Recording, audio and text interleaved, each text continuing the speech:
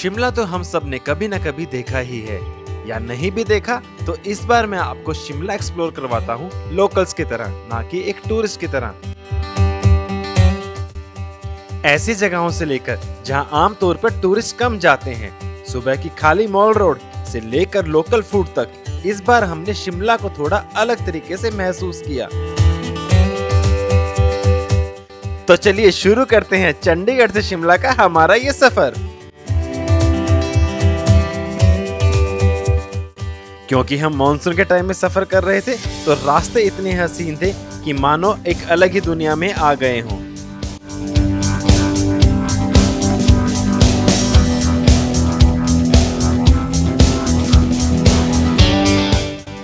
तो दोस्तों ये है PWD हिमाचल प्रदेश का रेस्ट हाउस जो कि तारा देवी के अंदर है। यहाँ पे दो रेस्ट हाउस हैं, एक न्यू नाम से है, एक ओल्ड, एक आप ओल्ड कह सकते हो।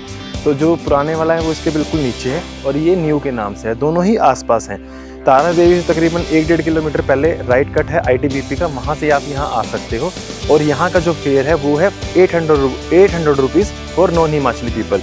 500 रुपये आपको ऑनलाइन पे करना पड़ेगा और 300 रुपये आपको यहाँ आके पे करना पड़ेगा।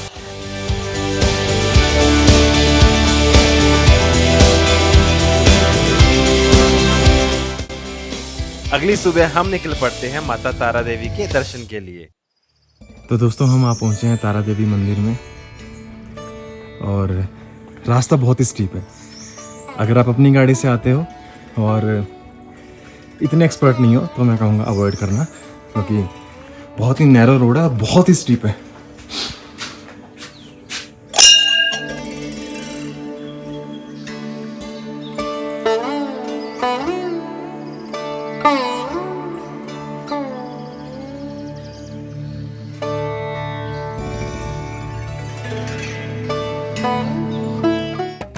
मंदिर में अच्छे से दर्शन करने के बाद अब बारी थी राष्ट्रपति निवास को देखने की।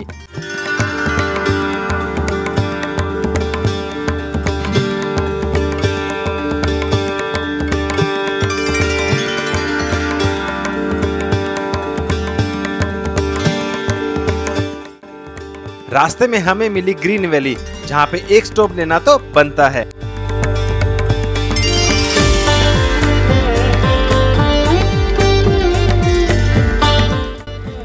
और फाइनली फिर हम पहुंचते हैं राष्ट्रपति निवास। काउंटर से 25 रुपए की टिकट लेकर हम बैठ गए वेटिंग एरिया के अंदर, जहां थोड़ी देर के बाद अनाउंसमेंट हुई और हम गाइड के साथ अंदर गए। लेकिन वहां पर चल रहा था काम, इसलिए हमें लॉन से ही सब कुछ देखना पड़ा और वहीं से वापस होना पड़ा।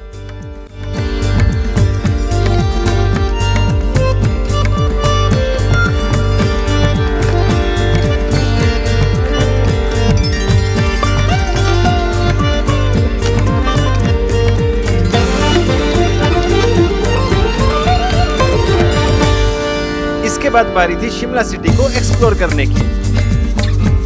तो दोस्तों ये है शिमला की लिफ्ट। अब हम लेवल 1 पे आ गए हैं और यहाँ से नेक्स्ट लिफ्ट लेके हम ऊपर जाएंगे। इसका जो फेयर रहता है वो 20 रुपीज़ रहता है पर पर्सन, और ये सुबह 8 बजे ओपन होती है। 8 बजे सर्विस स्टार्ट होती है लिफ्ट की और रात को 10 बजे तक चलती है।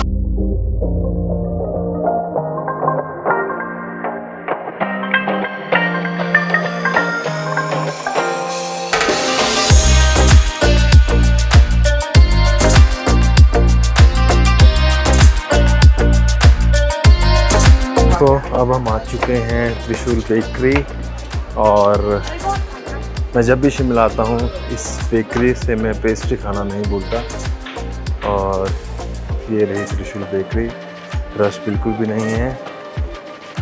वो सेक्शन है पूरा विदाउट एग का, और इधर वाले आर्टिकल्स में एग मिलेगा आपको, और ये भैया यहाँ देखने को मिलेंगे आपको। तो जब भी आओ त्रिशूल जरूर ट्राई करना, इनकी हर आइटम बहुत टेस्टी है।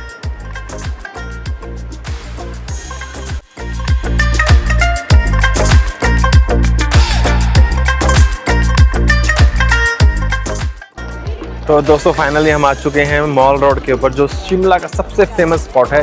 मेरे पीछे आप देख सकते हो क्राइस्ट चर्च, और ये सामने रहा रिज, जहाँ पे बहुत सारी मूवीज़ की शूटिंग हुई है। इस पूरे एरिया के अंदर बहुत सारी मूवीज़ की शूटिंग हुई है। और अगर यहाँ से आप 500 मीटर पीछे जाओगे तो वहाँ पे पड़ता है स्कैंडल पॉइंट। आज है सैटरडे और एक क्राउड देखने को मिल रहा है यहाँ पे, और ये मानसून का टाइम है। हमने मानसून के टाइम पे यहाँ पे विजिट किया है तो बहुत ही अच्छा वेदर है, हल्की हल्की ठंडक है और बादल देखिए दोस्तों कैसे घूम रहे हैं यहाँ पे, कैसे घूम रहे हैं बादल।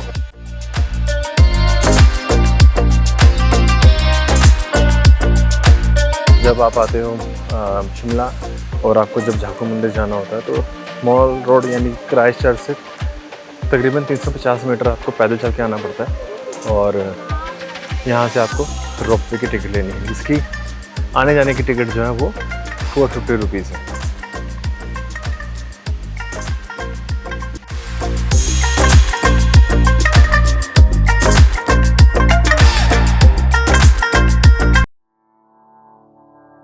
और ये 108 फीट की हनुमान जी की प्रतिमा जो कि शिमला के हर कोने से दिखाई देती है, उसके पास अब हम पहुंच चुके हैं।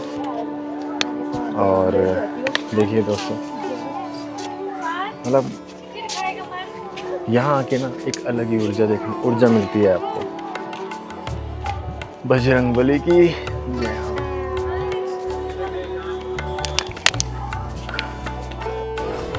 ये रहा दोस्तों मेन मंदिर, हनुमान जी का मेन मंदिर। थोड़ी सी लाइन लगी हुई है और मेरे इस तरफ अगर आप देखोगे तो भंडारा चल रहा है और ये पीछे थोड़ा सा यहाँ पे ग्राउंड है जहाँ पे आप खेल सकते हो, बैठ सकते हो आराम से।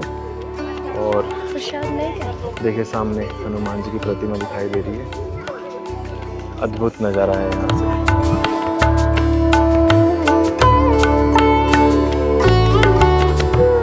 दोस्तों जब आप टैक्सी से आते हो या अपनी गाड़ी से आते हो झाकू मंदिर, तो उसके बाद काफ़ी स्टेप्स होते हैं। अगर आप उसको अवॉइड करना चाहते हो तो 20 रुपये की यहाँ पे टिकट मिल जाएगी आपको, जो एस्केलेटर से आप ऊपर जा सकते हो और उसी 20 रुपये में आप वापस आ सकते हो।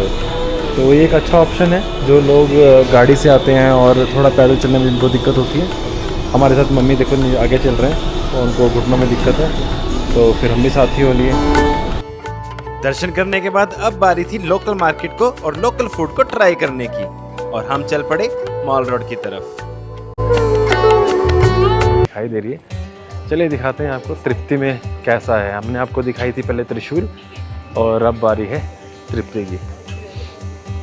ये भी काफ़ी फेमस बेकरी है, यहाँ पे भी आपको बहुत सारे आइटम्स मिलेंगे खाने के लिए, इवन मोर वैरायटी है यहाँ पे।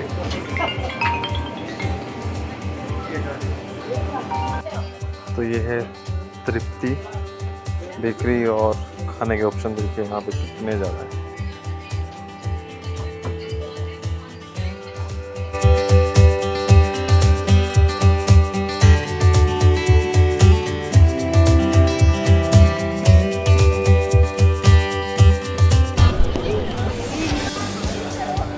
ये रहा दोस्तों म्युनिसिपल कॉरपोरेशन शिमला का ऑफिस। इसमें अब रेस्टोरेंट्स भी है, अंदर आपको काफ़ी कुछ खाने के आउटलेट्स मिल जाएंगे और रात को जब लाइट्स पूरी ऑन होती है तो ये जगह बहुत ही सुंदर लगती है। और मेरे इस तरफ देखिए पूरी मार्केट इस टाइम पे लाइट्स ऑन हो चुकी हैं और कितनी सुंदर लग रही है। मतलब शिमला ओवररेटेड नहीं है गाइस, शिमला बहुत सुंदर जगह है। बजे संडे का दिन है और हम खड़े हैं रिज के बिल्कुल सामने और मेरे पीछे क्राइस्ट चर्च। बहुत ही कम रश है यहाँ पे, तो जब भी आप शिमला आओ और आपको बिल्कुल शांत में मतलब खाली एरिया के साथ, खाली मतलब बिल्कुल खाली कम क्राउड के टाइम पे इस एरिया को एक्सप्लोर करना है तो आपको यहाँ सुबह 8 बजे से पहले आना पड़ेगा या फिर रात को 11 बजे के बाद, तो पूरी लाइट्स ऑन होती हैं। तो यहाँ का जो एक्सपीरियंस होता है वो नेक्स्ट लेवल का। तो दोस्तों अब हो चुका है ब्रेकफास्ट का टाइम और हम आ गए हैं मॉल रोड से बिल्कुल थोड़ा सा नीचे की तरफ।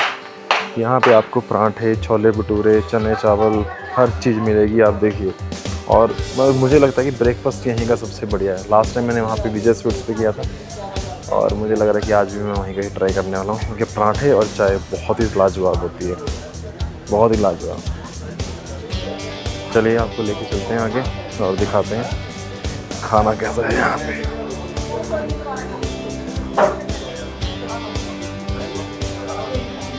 पराठे तो लिटरली तले जा रहे हैं भाई।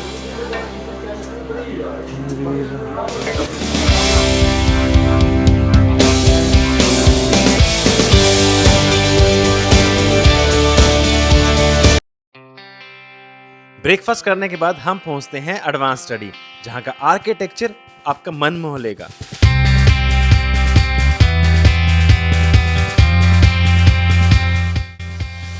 शिमला पार्किंग से तकरीबन 4 किलोमीटर की ड्राइव करके आप यहाँ पहुँचते हो और यकीन मानिए इस जगह को आप बिल्कुल भी मिस नहीं कर सकते।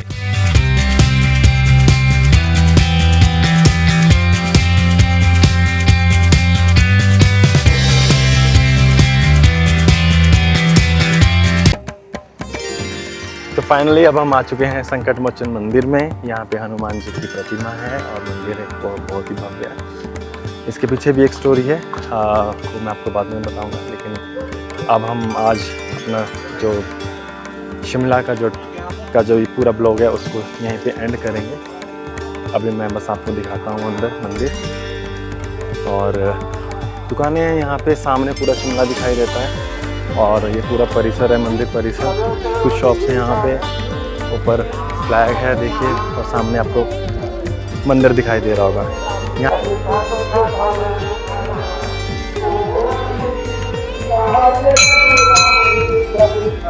तो सबसे पहले आपको देखने को मिलेगा गणपति जी का मंदिर। चलिए आपको दिखाते हैं अंदर से। अंदर की वीडियोग्राफी अलाउड नहीं होती वैसे, लेकिन चलो फिर भी। ये है बाबा नीम करौली जी का मंदिर। ये मंदिर के बैक साइड पे पड़ता है और मेरे बिल्कुल सामने जो आप देख रहे हो ये है मेन भव्य मंदिर हनुमान जी का।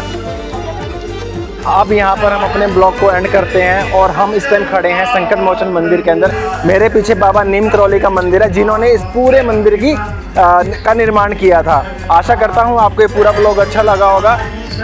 अगर आपको अच्छा लगा है तो कमेंट जरूर कीजिएगा, सब्सक्राइब और लाइक करना मत भूलिएगा। धन्यवाद।